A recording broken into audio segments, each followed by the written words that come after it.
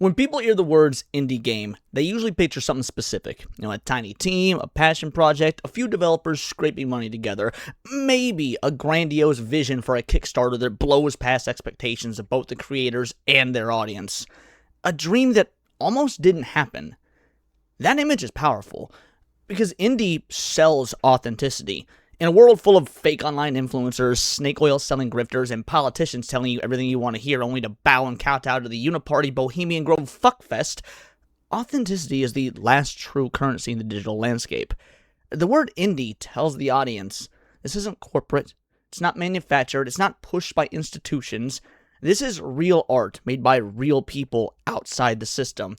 Even if sometimes those artists look like they do their shopping by exclusively purchasing thrift store blind bags and are forced to wear whatever was inside. But what if I told you that image is not the whole truth?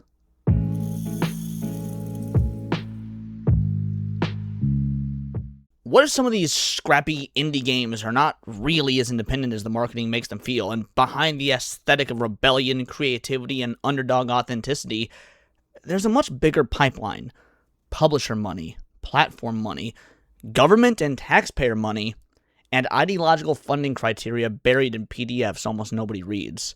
Because anytime you want to find out the truth, you need only to follow the money. Today we're talking about Beethoven and Dinosaur, the Artful Escape, Mixtape, Annapurna Interactive, Vic Screen, and the fake indie pipeline. And before anybody says this is just some random conspiracy theory, allow me to introduce you to the Tuskegee Experiments, MK Ultra, Edward Bernays, and so much more, but this isn't the video for that, stories for later. No, we're not guessing, we're following the money. Beethoven and Dinosaur is an Australian studio behind The Artful Escape, a psychedelic musical narrative game that was promoted with all the usual indie language. Creative, strange, personal, artistic, weird, heartfelt, and outside the mainstream. Which, honestly, all might have been true at the beginning, but that didn't last. To be clear, I'm not saying the game is bad. I actually haven't played it. That's not the point. The point's the branding. It's the image.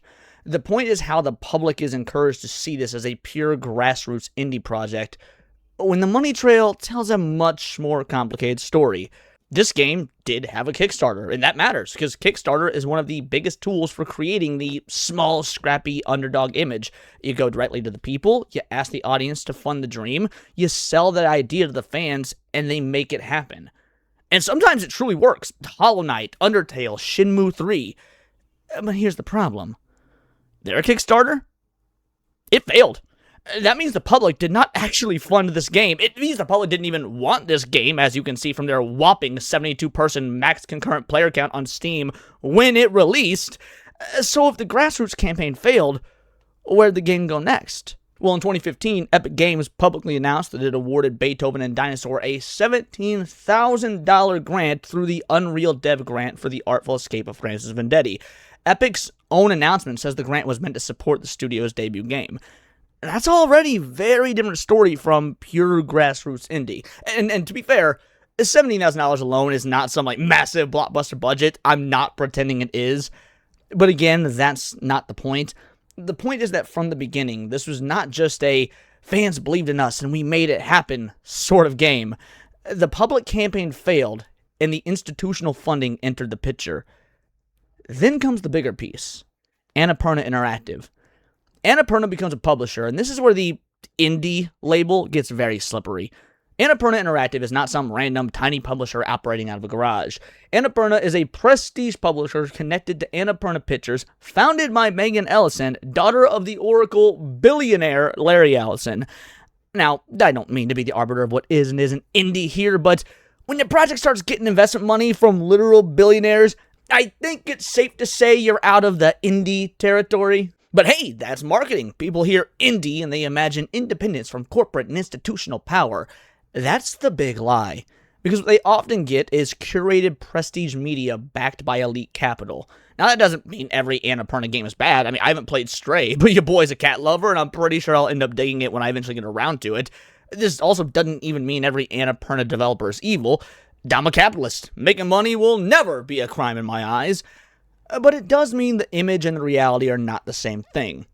This is where my eyebrows started to violently twitch, because indie becomes less of a production category more of a marketing costume. It lets the project wear the aesthetics of authenticity while benefiting from the machinery of institutions. And Beethoven and Dinosaur are not an isolated case.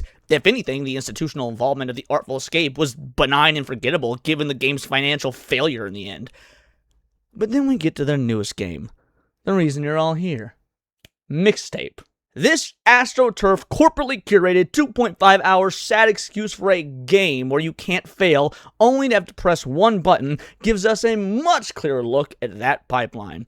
VicScreen's official 2022-2023 disclosure lists Mixtape as Beethoven and Dinosaur Party Limited, receiving 150,000 Australian dollars under the Victorian Production Fund for Games. Then VicScreen's official 2023 and 2024 disclosure from the next year lists an additional 90,000 Australian dollars for Mixtape.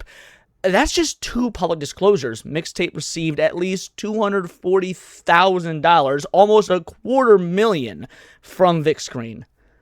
And what's VicScreen? I'm so glad you asked. VicScreen describes itself as Victoria, Australia's creative and economic screen development agency, supporting screen businesses, infrastructure, projects, events, skilled practitioners, and creatives. For those of you that don't speak corporate handjob, government money goes to VicScreen. VicScreen gives that money to selected projects and companies, and taxpayers are unknowingly funding projects and products they have no say in and are just told it's for the culture. Yeah, so much for no taxation without representation, am I right? Because this includes video games, and it's here that the public deserves to know what criteria are shaping those decisions. Because this is not just a neutral pile of money being handed out to good games. VicScreen has an entire diversity, equity, and inclusion roadmap to 2033, a 10-year roadmap. Not a tweet or some random press release. This is a formal institutional strategy document. The document states its goal clearly: a screen industry that is diverse in people and content. Now that phrase matters. Not just diverse hiring, diverse content. We're not talking only about who gets a job. We're talking about what cultural products are supposed to look like. The roadmap says VicScreen wants to remove barriers so all screen creators and workers can thrive, and it specifically includes working with underrepresented communities and screen industry partners to review or design funding programs. That means DEI is not just a side statement. It is tied to funding design, to program design, and to who gets supported. Needless to say, if you're an artist who believes in the principles of meritocracy and don't believe someone should get the money just because they're a gay, black, trans, quadriplegic, well, as George Carlin would say, you aren't in the club. And you won't be getting any of those sweet, sweet government dollary dues. The roadmap goes on to say that VicScreen wants to increase audience access to and engagement with content that is diverse and inclusive. Again, content, audience engagement with content. It's cultural shaping. This is not just we want local developers to succeed. That would more or less be admirable. This is we want the industry, the creators, the leadership, and the content to move in a particular ideological direction. And yes, I am using the word ideological deliberately, because when the government-funded agency has a 10-year plan to reshape representation, leadership, audience engagement, funding structures, and content outcomes, that's ideology. Look, you can support this ideology, you can oppose this ideology, take a fucking guess which side I'm on, but you can't pretend it's neutral. That's absurd. The roadmap also says VicScreen wants to demonstrate inclusive leadership in VicScreen decision-making and behaviors. Decision-making? Well, now that's an interesting choice of words, because when decision-making is filtered through DEI, funding is filtered through DEI. And if funding is filtered through DEI, then taxpayer money is being distributed through ideological criteria. That, my friends, is the propaganda pipeline. Not necessarily because every single game has a political speech in it. In fact, from what I've seen in Mixtape, it really doesn't. It just has a million other layers of cringe. It's also not necessarily because every funded studio is making a campaign ad. The propaganda is in the apparatus itself. It's in the institutional pressure. The real propaganda is in the criteria. It's in the fact that public money is used to reward compliance with state-approved cultural vision, and the roadmap gets even more explicit. VicScreen says it will review data collection to better understand how funding is spread across underrepresented communities, and that it will share baselines and target quotas once they are set. Targets, quotas, funding spread across communities. And they're hiding all of this, just not in the way you might think. It's hidden in plain sight, which is one of the oldest tricks in bureaucracy. You don't need to lock the document in a vault, have your secretary swallow the key, then get a couple of dudes in suits to politely guide said secretary to the Sydney Harbor with a pair of concrete shoes. You just publish it as a long, boring PDF. You fill it with institutional language. You bury the real implications under phrases like equity, inclusion, program design, leadership, stakeholders, frameworks, and industry outcomes. And then you bank on the average person never reading it. Most people are working. Most people are busy. And most people are not going to read a 17-page DEI roadmap from the government screen agency in Australia I did just to make this video, which likely won't even get enough views to make my time reading it worth any financial sense. But people might just buy the game. They might watch the trailer. They might see the word indie, and they might think, wow, what a pure little creative underdog story. No, it's a scam. Not necessarily like an illegal or criminal scam, but a branding scam and certainly a cultural scam. The public sees indie. I see billionaire money, taxpayer cash, and a PDF written by HR demons. Behind the scenes, you find publisher capital, platform grants, state funding, ideological funding frameworks, and this is why the word indie is becoming meaningless. What are you independent from? Major publishers? Not if Annapurna's publishing you. Institutional capital? Not if Epic is giving you grants. Government money. Not if VicScreen is giving your project 6 fucking figures. Ideological gatekeeping. Not if funding bodies openly say they are embedding DEI into program design and decision making.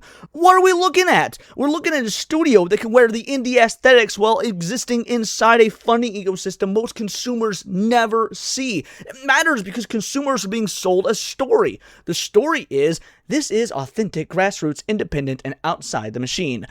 But when you follow the receipts, the machine is right there. It's just wearing a thrift store clothes and playing guitar, badly, might I add. You're using the same 4 fucking chords over and over. This is bigger than Beethoven and Dinosaur. They are just one example. The bigger issue is the pipeline. Step 1, create the underdog indie image. Step 2, fail or attempt crowdfunding to build authenticity. Step 3, secure institutional support. Step 4, get publisher backing. Step 5, receive public funding. Step 6, operate within the ideological grant frameworks. Step 7, market the final product as brave, original, independent art. Step 8, maybe profit. If anyone questions it, they are told they hate artists. They hate diversity. They hate creativity. They hate indie games. Go play your AAA slop like Pragmata, pedo. No. I just hate being lied to. I hate when public money is moved through bureaucratic systems that the average taxpayer does not understand.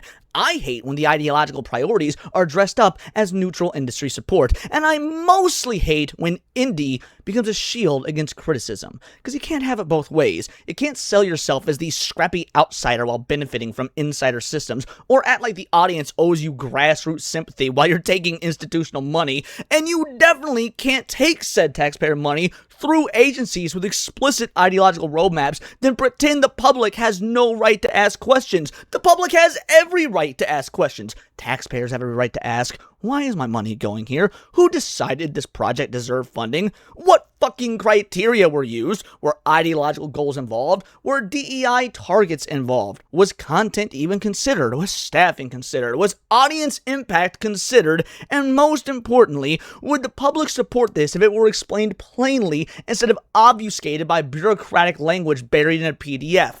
Give us plain old English! Imagine if the average person were told, your tax money is being used to fund entertainment projects selected by agencies that openly commit to reshaping the screen industry according to DEI principles, including people, leadership, audience, engagement, content, and future targets or quotas based around skin color, gender, disabilities, and sexual orientations. How many people would support that? Sure, some would. Most people wouldn't. And that is why the language is soft. Nobody says, we're using public money to enforce ideological compliance and cultural production. They say, we are building a thriving, equitable, inclusive screen sector. The government would never say, we are influencing what kind of stories get made. The government will say, we are increasing audience engagement with diverse and inclusive content. And your bought and paid for spokesperson with a kind smile and fake gaming credentials won't say, we're using funding decisions to reshape the industry. But they will say, we are reviewing program design. This is how institutions talk when they know plain language would make people angry. And again, I'm not even saying nobody should ever receive funding for their art. That's a completely separate debate. I am saying the public deserves honesty. If a game is taxpayer-backed, you should say that loudly. If a studio received institutional funding, you should say that loudly. And if DEI criteria shape funding decisions, you should certainly be saying that loudly. You're supposedly so proud of your push for diversity and the erasure of meritocracy. Wouldn't you want to draw attention to all of your success? Don't hide behind the word indie or fake some notion of supporting creators, claiming for the greater good of economic development, and do not pretend this is apolitical. It is absolutely political. It's cultural politics, and worse, it is state-backed cultural politics. Whether you call it propaganda, soft power, cultural policy, ideological funding, it's all a distinction without a difference. Government-backed institutions are influencing which creators get resources, which companies get supported, and which stories get elevated. What values the industry is expected to adopt. That's the story. That's the pipeline. That's why this matters, because video games aren't just fucking toys anymore. They are cultural products. They shape identity, taste, politics. They shape what young people think is normal. That's the real scary part. And people funding them know that. This is why screen agencies exist. This is why cultural funding exists. This is why these roadmaps exist. Nobody wrote a 10-year DEI roadmap because they think culture doesn't matter. They write it because they know it does. They know stories matter. They know video games do. They know representation does, just not in the way that they claim. Audience engagement, leadership, decision-making, direction, it all matters. It all goes on and fucking on. And they want to control every bit of it. So the question is not, is this just a game? The question is, who is funding the culture? And once you ask that question, the indie illusion starts to fall apart. The answer is not always passionate artists and supportive fans.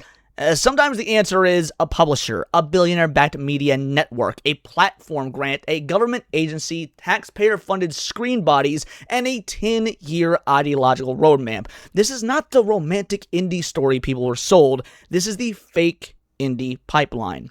And Beethoven and Dinosaur is just a perfect case study because it shows the entire contradiction. You have The Artful Escape, born from a failed crowdfunding but later supported by institutional money. You have Annapurna, a prestige publisher that gives the whole thing elite cultural credibility while still letting it feel indie. Then you have Mixtape, receiving almost $250,000 from VicScreen across public disclosures.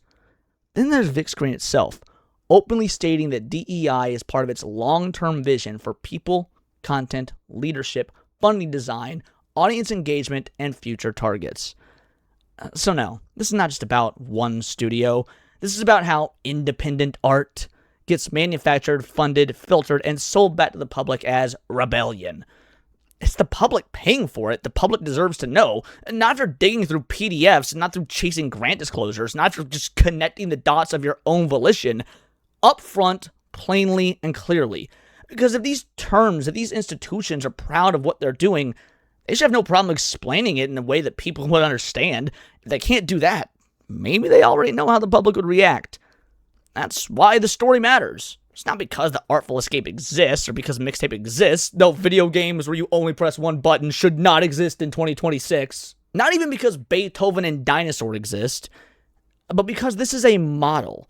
This is the future of culture if nobody pays attention. A fake grassroots aesthetic, institutional money underneath, ideological criteria in the fine print, and taxpayers left holding the bill.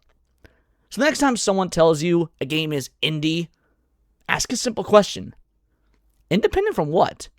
Because if the answer is not clear, you might not be looking at an indie game. You might be looking at a government-subsidized, publisher-backed, institutionally approved cultural product. And that's just a real different story now, isn't it?